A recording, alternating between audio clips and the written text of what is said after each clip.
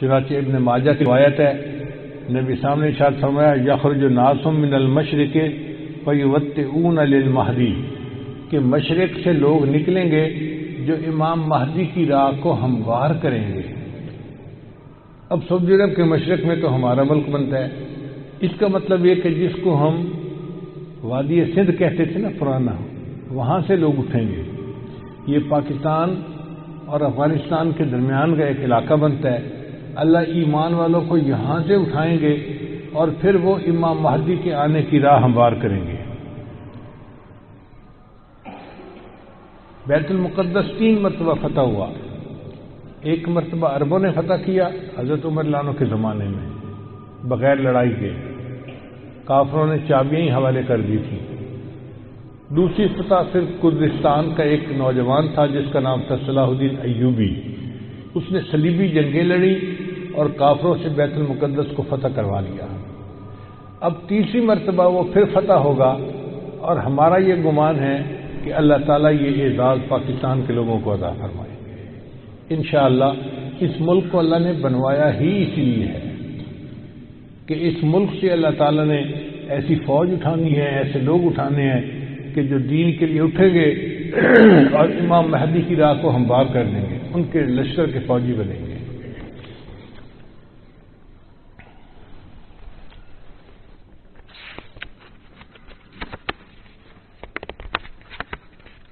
علامہ اقبال نے بہت خوبصورت شعر کہا ہے فارسی میں،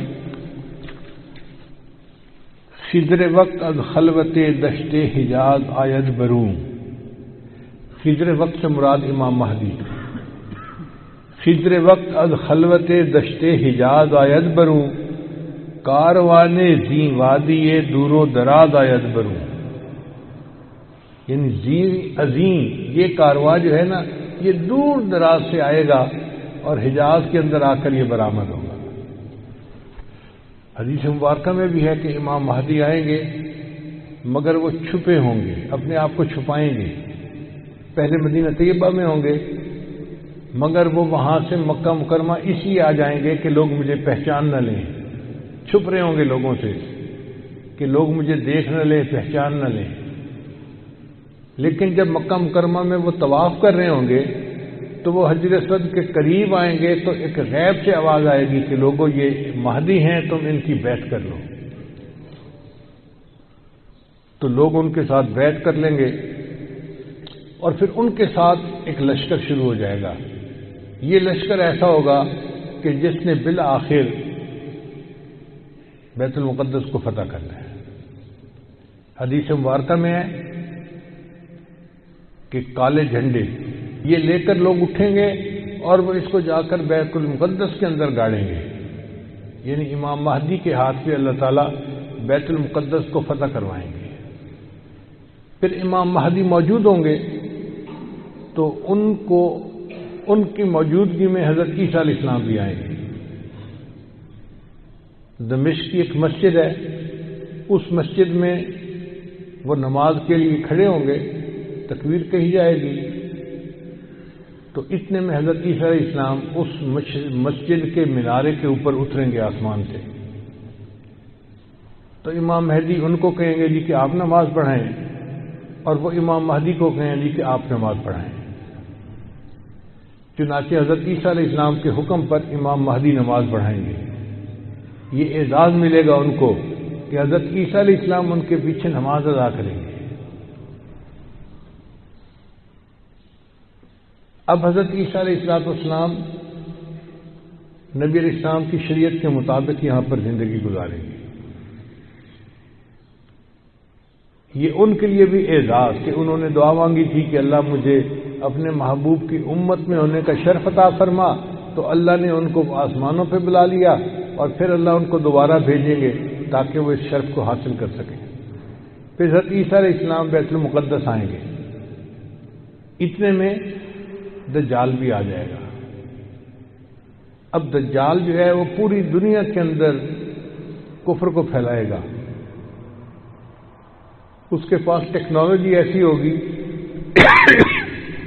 کہ بارش برسے گی، کھیتیاں زیادہ ہو جائیں گی، پھل زیادہ ہو جائیں گے اور لوگ اس کے پیچھے لگ جائیں گے مادی وسائل کی وجہ سے۔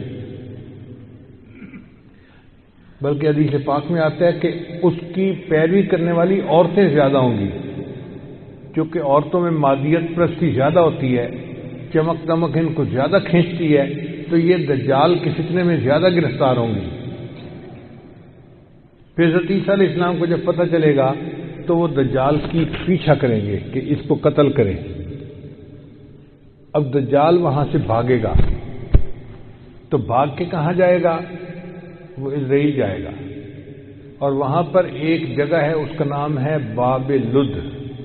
اس وقت بھی اسرائیل میں ایک ایئرپورٹ ہے، اس کا نام ہے لد ایئرپورٹ، شہر کا نام بھی لد ہے، اور اسرائیل والوں نے وہاں پر ایک دروازہ بنایا ہے، اس کے اوپر انہوں نے باقاعدہ لکھا ہے باب لد۔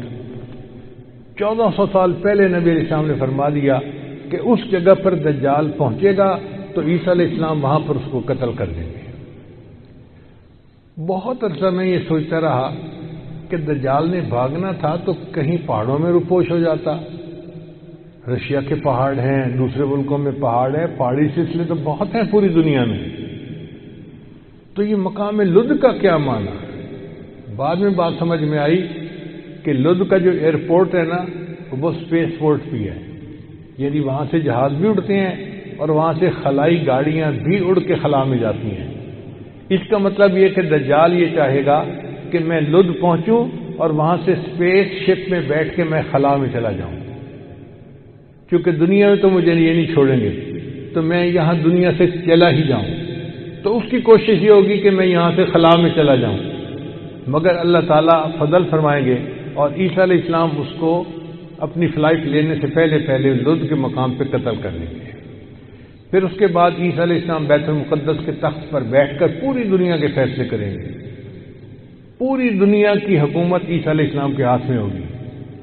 پھر عیسیٰ علیہ السلام صلیب کو توڑیں گے اپنے ہاتھوں سے، اور پھر یہود و نصارہ میں جو ان کی مخالفت کرے گا اس کو وہ قتل کریں گے، حتیٰ کہ ایک ایسا وقت آئے گا کہ پوری دنیا میں ایک بھی بندہ غیر مسلم نہیں رہے گا، سارے مسلمان ہوں گے۔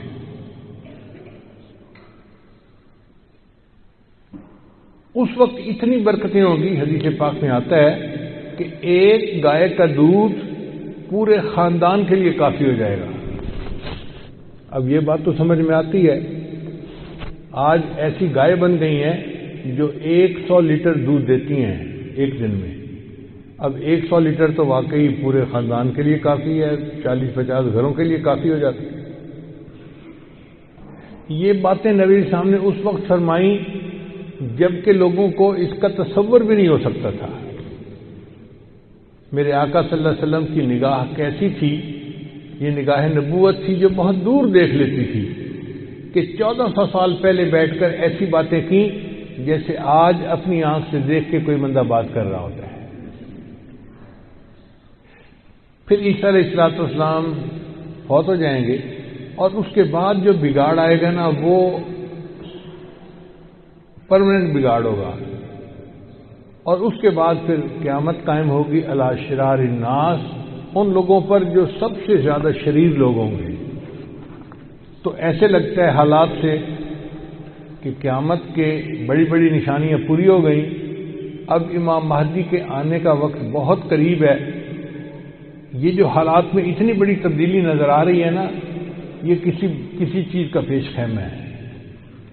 تو ہمارے لیے یہ وقت ایسا ہے کہ ہم جتنا جلدی ہو اپنے گناہوں سے توبہ کریں اور اللہ تعالیٰ سے مدد مانگیں کہ اے اللہ ہمارے گناہوں کو معاف فرما اور ہمیں مزید کسی مشکل میں پڑنے سے محفوظ فرما۔